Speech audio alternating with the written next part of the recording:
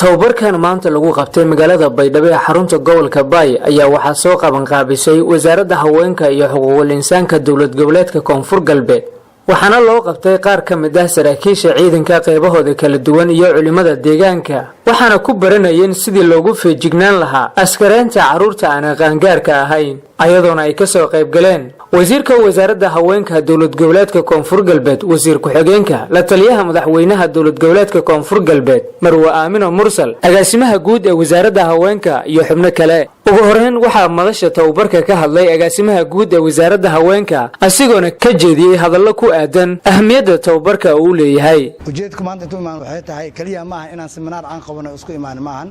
laakiin waxaan rabnaa action pointiga in laga soo baxo inuu dhaqan galo in la helo wada shaqeyn isku xirnaan waan ognahay marba waxa dhaca askari caruur mi andar lagu askareeyo caruur askareynay micnihiisa maahan inuu askari inuu qoriga loo dhiibo maahan inuga hadduu askarta uu la jiro sidaas uu askari uu ku yahay intaasi kadib waxa hadalka qaatay la taliyaha madaxweynaha dhanka haweenka dawlad goboleedka Koonfur Galbeed Marwa Aamino Mursal oo sheegtay hadii la askareeyo caruurta waxyaabaha ay geysan karaan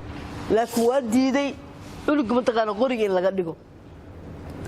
because cunug marka qoriga ka dhigaysa adiga waxa la rabaa waxa ugu bedel lahayd because cunugan mataqaan ay sheeg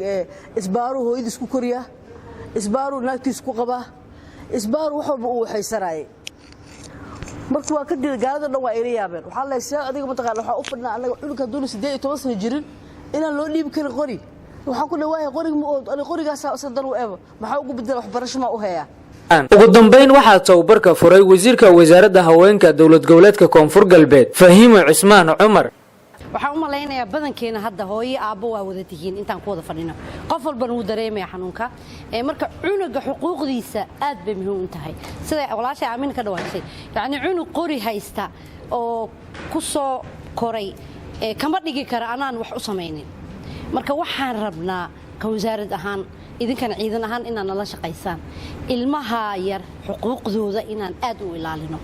cunuga yar oo qoriga maanta intuu asoo yar loo dhiibay iyo tacadiyaadka lagu sameeynayo cunug yar oo yaani gumaysi aan u naqaan anaga waayo cunuga yar xuquuqdiisa waxay ka mid tahay bini'aadanimadiisa in la fiiriyo dhanka kale xubnaha ay hogaaminayso la taliyaha madaxweynaha dhanka haweenka Marwa Aamino Mursal ayaa booqasho ku tagtay xarunta naafada iyo kuwa dhagooliyaasha oo dhawaan laga hirgeliyay magaalada Baydhabo ee xarunta gobolka Bay marwada oo gaarsiisay deeq lacageed oo gaaraysa $1,000 taas oo wakiil ay kaga ahayd wasaaradda haweenka ee arrimaha qoyska xukuumadda federaalka ee Soomaaliya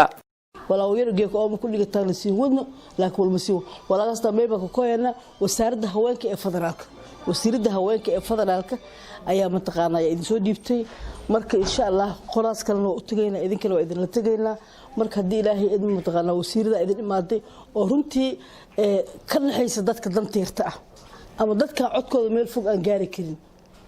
marka intaas ay wasiiradda mataqaanaa u shaqeynaysaa waxa way wasiiradda mataqaanaa qaadunkii waay idinka idin shaqeynaysa hadii Ilaahay idmo marka waxa ku tala galaysiin